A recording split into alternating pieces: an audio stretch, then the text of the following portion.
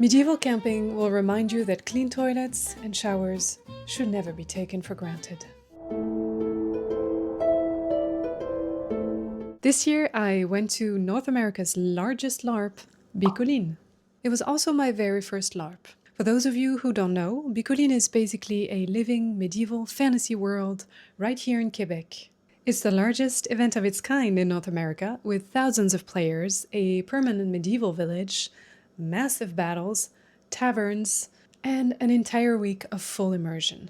The Grande Bataille, or Great Battle, if your French is rusty, is the biggest event of the year, which gathers about 5,000 people. I was so excited to be part of it this year that I decided to make not one, not two, but 3 costumes for this occasion. Since it was my first year, I didn't create an entire backstory for my character, but I followed 2 simple pieces of advice that I'm sharing with you now. First, take inspiration from your favorite historical and fantasy aesthetics, and second, basically just create a fantasy version of yourself. So I became a rogue wood elf with Norse origins. Think green, earthy tones, Viking-inspired garments, and of course, pointy ears. In this video, I'll share what I expected as a first-timer, what actually happened, and some tips on what you should consider and bring if you're planning to go yourself. And of course, I'll show you the outfits I created for the occasion. Sadly, I don't have a lot of footage from the event. My phone was left in the tent. I'll go over things you should remember to bring a bit later, but first let's talk about my expectations as a first-timer. Before going, I had watched a ton of videos about Bicolline, because as my elvish assassin alter ego, I wanted to come prepared. The first thing you need to know is that Bicolline has been around for quite a while. The game itself started in 1994, I suspect some of you weren't even born, and much of it actually takes place online in between events. Over the years, it has grown so large and complex that there are now over 160 guilds, probably even more. Chances are you will not be joining a guild your first year. Usually you need to know people first or build your connections by playing the game. My friends and I were aware of this going in, but I'll admit I sort of expected it would be easier to connect with people once we were on site. Now, most of the players we met were super friendly. We shared chats, games of dice, even a few drinks, but it never really went much deeper than that.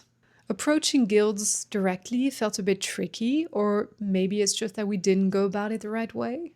From what I've gathered, one of the best ways to integrate is probably through quests, because these naturally create opportunities to team up and connect. That being said, quests were another part of the experience that I thought would be different. My friends and I only did 3 days instead of the full week. We figured it would be a good test run for our first year. But the downside was that by the time we arrived on Thursday afternoon, most of the quests had already wrapped up that morning, and by the weekend we couldn't find any. One of my friends did manage to sneak into a quest. She's a talented harp player, and a kind mage allowed her to use her talent to complete the quest even after it had officially ended. For the rest of us, though, it meant that we didn't really get to experience the quest side of the experience as much as we'd hoped. At times, it honestly kind of felt like we were camping at a medieval fair rather than being part of a full LARP. That being said, we still had some great moments. I think the highlight for me was a drinking game at a tavern, which ironically felt like the most immersive experience we had. So, it's a drinking game. The last one standing wins. Since I couldn't invest in enough armor and equipment to join the Grande Bataille, and let's be honest, because I had heard stories of people coming back with black eyes and some pretty nasty bruises, this was one immersive experience that I decided to skip. So the battle takes place in an open field, basically under the full concentrated power of the sun. And the full concentrated power of the sun! And it looked brutal. That said, I'm very tempted to get a bow and some arrows for next year, especially after practicing with one at camp. It feels like a safer way to join in while still being very much part of the action. So, what are my takeaways? If you're a first-timer, one option is to sell your services as a mercenary. That's what some of our friends did and how they ended up fighting in the bataille. Another option is to try to approach guilds as early as possible, especially if you have a special interest, like combat, crafting, music, or performance, for example. There should be plenty of resources to learn more about guilds in advance, and you'll have a better chance to find one that matches your vibe before you arrive. That said, you absolutely don't need to be part of a guild to have fun. It really depends on what you want from the event. For me, just camping in the decorum area, dressing up in fantasy clothing every day, wandering the streets of a medieval town, drinking in taverns, and even bathing in the river made this whole trip truly memorable. Okay, now let's talk about packing. I'm not going to give you an exhaustive packing list for Bicolline in this video. Instead, I will share a handful of pointers that will make the experience infinitely more comfortable for you. And just a note, some of these tips are for people who are able to drive to the event rather than fly, but hopefully most of these will be useful to you. Okay, the first thing is chairs. Especially if you're camping in the decorum area, try to bring or make yourself some chairs. Eating on the ground gets old really fast, trust me. You can even DIY a very simple Viking chair using only 2 wooden boards, and after 3 days your back will thank you. A warm sleeping bag. Even in August, the nights can get really cold. Trust me, one of my friends had to find out the hard way, so please, please, please bring a warm sleeping bag or some really warm blankets, but keep yourself warm at night. And if you can, also bring a cot. It's a great way to stay off the damp ground, especially if it rains. A water jug. Always have drinking water at your tent. It's useful for brushing teeth and even washing up if the showers don't work, which happened at some point this year. Wipes. You likely won't be able to shower every day, so I think wipes are a must-have, whether it's for makeup or just, wiping your pits. Bring some wipes. Comfortable shoes. Bring at least 2 pairs because you are going to walk and maybe even run a lot. Garments made of natural fabrics. Linen and cotton in particular are lifesavers, especially if it gets hot, because they're much more breathable than synthetics. A tankard or mug holder. I actually made a couple of mug holders for me and one of my friends, but the snap buttons I used weren't strong enough, so I ended up buying one with a metal ring for a stronger hold. These are my personal life-saving tips for surviving the week. Let me know in the comments if you would like me to share more, perhaps in another video. But for now, let's move on to the fun stuff, the outfits.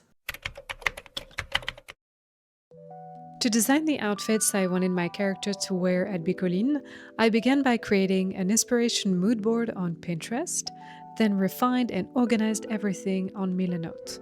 That helped me visualize the style and atmosphere I was going for.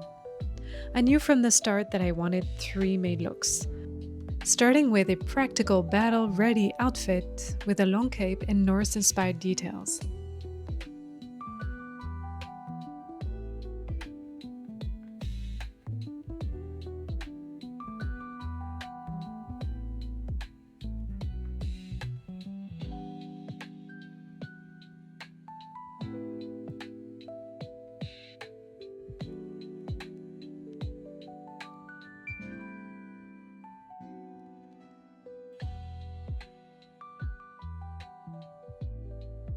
Continuing with the Norse inspiration, the second outfit is the only one that's close to a historical garment.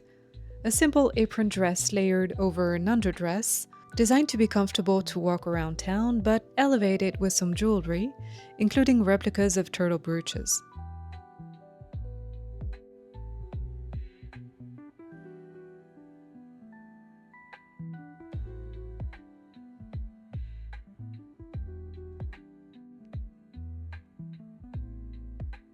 And finally, an evening gown made from a gorgeous velvet cotton, designed for a special night out.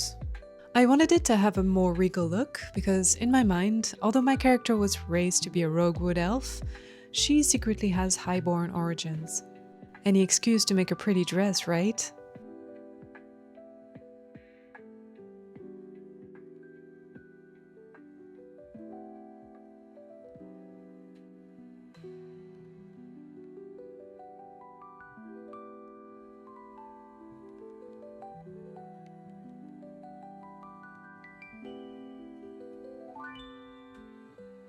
So with those few glimpses of the work in progress, it's time to show you the finished looks.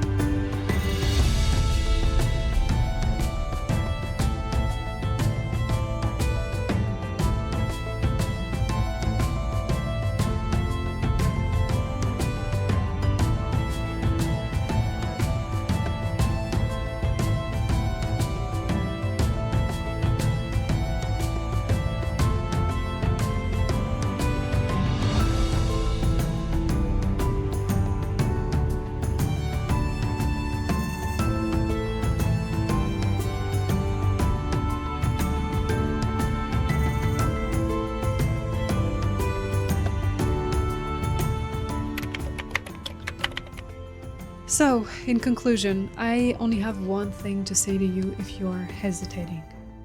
Do it. Do it. Book that trip.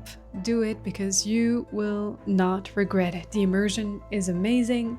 Whether you like fantasy, costumes, LARPing, the idea of living in a medieval town, this is all of that combined and more, and I didn't even get to experience the full scope of what Bicolline actually is. I also really enjoyed the digital detox aspect of it because, like I said in the beginning, my phone was in the tent and there was no technology. It was amazing. You forget about all this stuff and you just live as your fantasy self. You will have the best time. And with this, our quest is now complete. If you'd like to keep the journey going, consider subscribing, and I'll see you in the next adventure. Bye!